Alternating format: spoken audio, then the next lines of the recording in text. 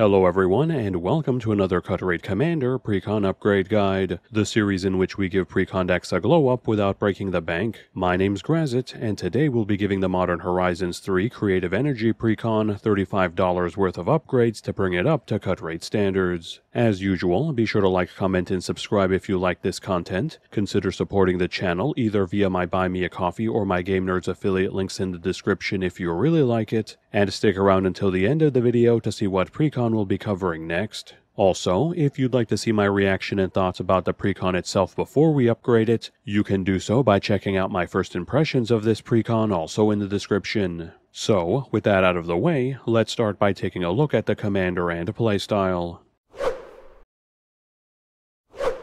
This deck's face commander is Satya Aetherflux Genius, a 3/5 artificer with menace and haste that costs 1 Jeskai that has the following ability. Whenever he attacks, we create a tapped and attacking token that's a copy of up to 1 target non-token creature we control. We gain 2 energy, then at the beginning of the next end step, we sacrifice that token unless we pay an amount of energy equal to its mana value. Breaking down his core stats, Satya is sporting a mid-weight CMC, a low-power high-toughness stat block for his cost, with built-in keywords that allow him to swing in as soon as he comes down with some measure of evasion, and an ability that generates us value by creating temporary clones of our creatures and energy as he swings in, while later giving us the option to turn our temporary tokens into permanent ones by spending energy to do so. In fact, the ability to let us choose whether or not we keep the token copy of the creature in question is arguably Satya's biggest strength. Either way, we'll always be getting the copied creature's ETB effect, making Satya a superb way for us to abuse ETB energy generating creatures or simply high value ETBs, as well as any on-damage triggers if the creature gets in for damage, and any on-death triggers the creature may have if it dies to blockers or we choose not to pay energy to keep it around,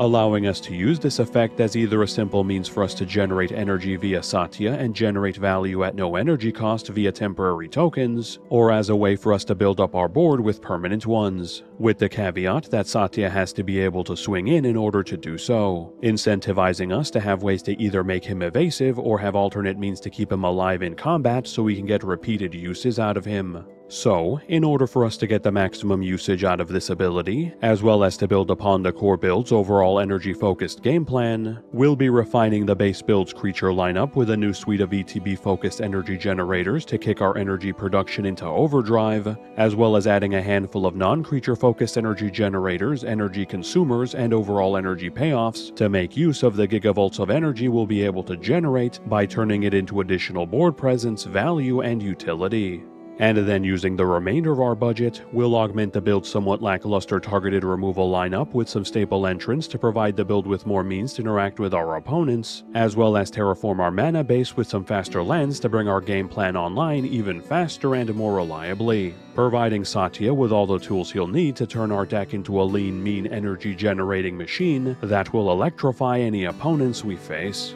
So let us planeswalk to the plane of Kaladesh and to the city of Giripur, where its crowning achievement, the Aetherflux Reservoir, stores and regulates the flow of aether throughout the city. It is here, among the reservoir's golden arches and complex mechanisms, that we'll find Satya, Aether Torch in hand, expertly repairing the damage that the reservoir had sustained during the Phyrexian invasion. Seeing as the Aetherflux Reservoir was his invention, the crowning achievement that had proved his genius to the consulate, there was no other artificer on Kaladesh, or perhaps even the multiverse, that would be able to handle such repairs. And perhaps, while he was at it, he could make some improvements as well, though it would be difficult to improve upon perfection, but he welcomed any challenge to his genius. So, now that we know a bit more about the commander and playstyle, let's jump straight into the upgrades.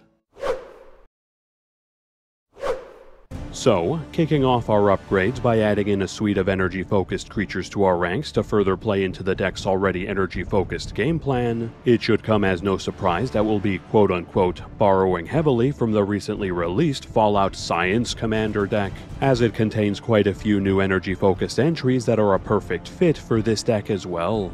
For example, we'll be scrapping coveted Jewel, which is much too expensive and unreliable for us to make use of the ramp and draw it provides in this deck, and replacing it with Dr. Madison Lee, who takes advantage of our above average number of artifacts to generate us energy as we play them, and then lets us repeatedly convert that energy into value via either empowering our creatures, generating us card advantage, or even recurring our artifacts from the bin to be used again, swapping out Angel of Invention, which is admittedly a fine generic lord and a solid creature to copy off of Satya to further empower our board, but is a bit too off-theme here, to swap in Brotherhood Scribe, which is half the cost, still empowers our board, this time via our energy generation, and even reliably generates energy itself alongside our artifacts, and cutting Mirror Battlesphere, which is a serviceable top-end beatstick with ETB trigger for us to make use of, but is again just a bit too off-theme for an energy-focused deck to keep its spot, in favor of Liberty Prime Recharged,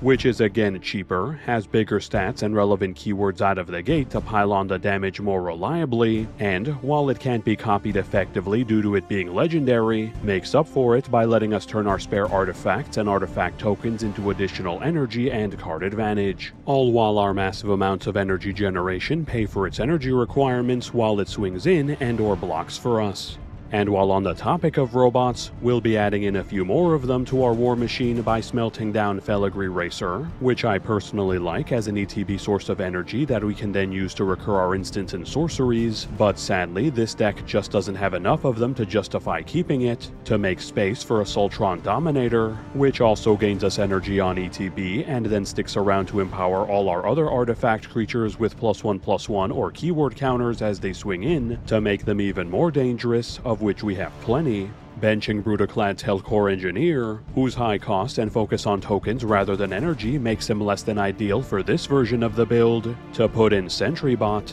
who's cheaper at base and can go down even further in cost if we're attacked to bring down the build's mana curve, generates us energy as it ETBs in response to an attack, and then lets us convert our energy into AoE +1/+1 counters to further empower our board, decommissioning Combustible Gear Hulk, which is a decent-sized body with a relevant keyword, but whose ETB potential mill does us more harm than good in this version of the build due to our low number of graveyard recursion pieces, to make room for Behemoth of Vault Zero, which is still a big beatstick that can reliably get in for damage while fitting better into our primary game plan with its ETB energy generation and on-death energy consuming effect that lets us deal with problematic permanents, and revoking Silverquill Lecturer's Tenure, whose passive ability to demonstrate our creatures can be powerful, but gives our opponents too many resources in this version of the build, making it a much better fit in the 99 of a build being helmed by Kaith-famed Mechanist, the alternate commander, so we can roll in the Motherlode Excavator in its place, which, despite being legendary, is still an excellent creature to copy thanks to its energy generation that scales off our opponent's hand sizes as it ETBs, and,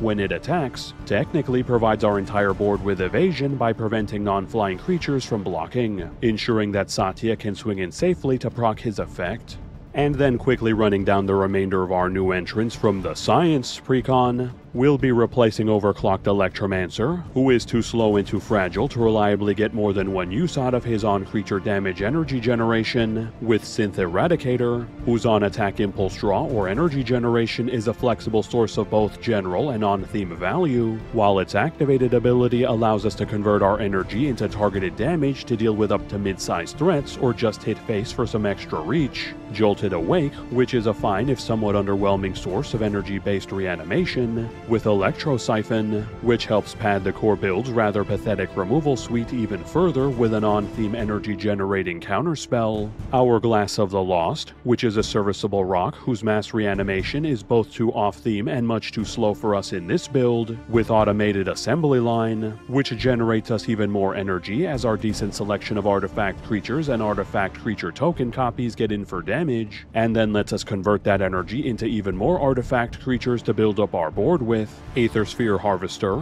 whose stat block and energy-based life gain is middling at best, with Plasma Caster, which is cheap, provides repeatable energy as the equipped creature swings in, and, if the equipped creature happens to be our commander, makes it quite a gamble to block him effectively if we have any energy by having a 50% chance of simply exiling any blockers, thereby making it much safer for him to attack in and proc his effect. And lastly, we'll be terraforming one of the build's basic planes into the much more on-theme land, Helios 1, which we can use to cheaply and repeatedly generate energy from our land base, and, if needed, we can use as a piece of energy-based spot removal to deal with problematic permanents. Now, switching gears from the energy-generating entrants from the Fallout set, and onto some newer inclusions we'll be adding in from the Modern Horizons 3 main set, which we're able to afford while staying within budget due to the rest of our upgrades being relatively cheap to purchase, we'll be cutting the Legend Grenzo Havoc Razor, whose ability to grant our creatures on-combat damage goad or impulse draw off our opponent's decks don't really mesh with this deck's overall game plan, and replacing him with Guide of Souls, which not only generates us more energy as our creatures come into play, which synergizes very nicely with our commander's token creation, but also functions as a repeatable way to make Satya and our other creatures bigger and permanently evasive via +1/+1 and flying counters to enable them to crack in even harder and more reliably, as well as replacing the powerful but off-theme board wipe austere command, the mediocre draw and proliferation source Tezzeret's Gambit, and the somewhat limited ETB removal creature Skyclave Apparition, with the energy generating and consuming suite, Wrath of the Skies, Wheel of Potential, and Volatile Storm Drake.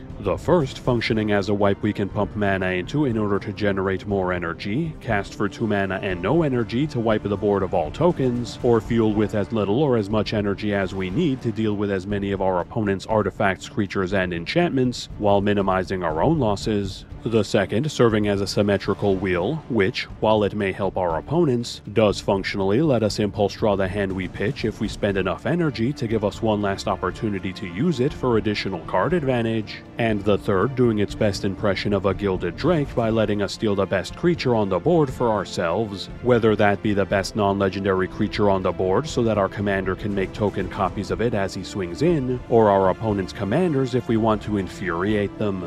So, having covered all our new energy generating and consuming additions, let's pivot for a moment to 2 entrants that are more concerned about energy outside of that, in which we'll be replacing Legion Loyalty, whose admittedly powerful ability to grant myriad to all our creatures costs a bit too much here and would find a much better home in a more dedicated token-focused deck, with one last entrant from MH3, that being Aether Revolt, which weaponizes all our energy generation by tacking on an equal amount of targeted damage as we generate it, along with occasionally amplifying its damage if we sack a treasure or other artifact to pile on the damage even further, and scrapping Midnight Clock, which is both a mediocre rock and a mediocre one-sided wheel that takes far too long to come online in this build, in favor of Fabrication Module, which we can pump a lot of mana into in order to generate energy, but we'll be primarily using as a way to load up our creatures with +1/+1 counters as we build up our energy reserves, enabling our creatures to hit even harder, or padding our commander's base stats so he can more easily survive combat.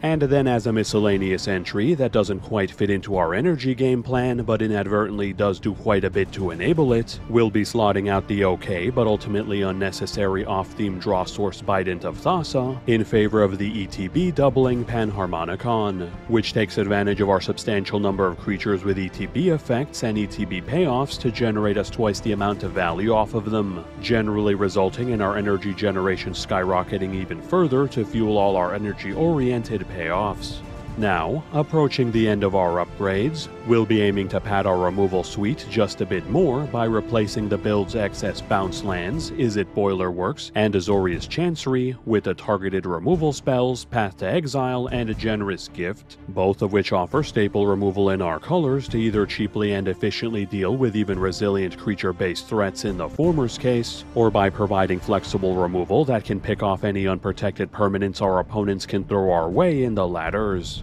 And finally, as the last of our upgrades, we'll be giving our land base a slight glow up by replacing a basic plains, island, and mountain with the Checklands, Sulphur Falls, Clifftop Retreat, and Glacial Fortress, which will still generally come into play untapped, using the remainder of our basics in the build to provide just a bit more access to our colors to improve the build's overall consistency without sacrificing speed to do so. So, now having covered all 24 cards which we've upgraded from the core build, let's take a look at the breakdown for this Precon upgrade. Looking at the stats that matter to our game plan, we have 45 sources of energy generation, 38 ways to consume energy, and 7 cards that care about energy outside of its consumption, giving the build plenty of ways to reliably increase our energy reserves and generate value in doing so, 13 creatures that either have ETB effects of their own or care about creatures entering the battlefield, which we can get extra uses out of via our commander's token creation, and lastly, 9 ways to improve Satya's stats and or grant him keywords to allow him to bypass or survive blocks, as well as 3 ways to prevent blocks altogether by disallowing them or by tapping down creatures, allowing us to trigger our commander's token creation as frequently and as safely as possible. For general deck stats, we have 13 ramp sources, 13 card draw sources, 12 targeted removal sources, and 4 board wipes, giving us a pretty standard array of core stats with no real outliers. Looking at our mana curve, we have an average CMC of 3.45, leaving us with a mid-weight curve whose main goal is to accumulate energy quickly, then convert that energy into value, board presence, or damage. As such, we'll want to establish a handful of energy generation sources in the early game, ideally alongside an ETB creature that's worth copying with our commander, and then bring down our commander and start swinging into the most vulnerable player at the table with them, tapping down and removing their blockers if we have to start building up our board with token bodies. Then from there, it's just a matter of generating more and more energy, feeding that energy into our energy-consuming cards for value and board presence, and then rinsing and repeating, with each cycle generating us more and more energy, value, and board presence, until our opponents are simply crushed under the relentless gears of our Aether-powered machine.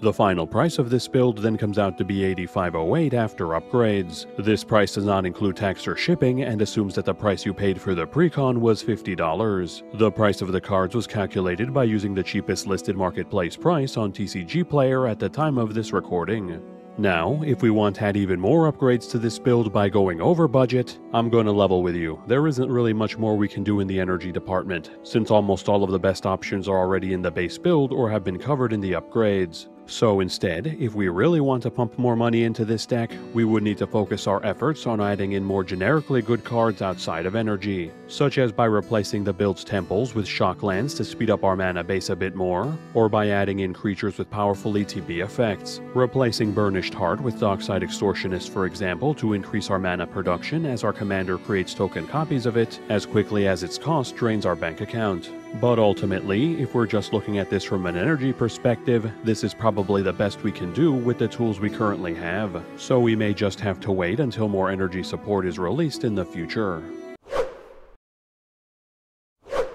Thanks everyone for sticking around until the end of the video. So, with the Creative Energy Precon upgrade complete, the next build we'll be tackling will be the Lovecraftian Eldrazi Incursion Precon and its face commander, Ulalek Fused Atrocity, so look forward to that build coming soon. In the meantime though, we do have a new poll for you folks to vote on, and, as is tradition during the Precon season, it features all the alternate commanders from these Precons, all of which are vying for builds of their own. Those being the populating and proliferating dwarf, Kaith-famed mechanist, the experience accumulating and spawn/scion loving Eldrazi, Azlask the Swelling Scourge, the Arbor Elf spawning and land empowering elemental, Joti Moag Ancient, and a graveyard value and power generating human, Corum the Undertaker. So be sure to cast your vote, link in the description, before the deadline on June 21st, and let me know in the comments which commander you voted for and which commanders from this set you'd like to see me feature in future polls. And again, before we close out, be sure to like, comment, and subscribe if you enjoy this content. Consider donating to buy me a coffee or use my Game Nerds affiliate link if you want to support the channel directly. And if you'd like to see more videos like this one, either click on the videos floating around my head for the latest builds, or click on the card above for a playlist of all the deck techs I've made so far.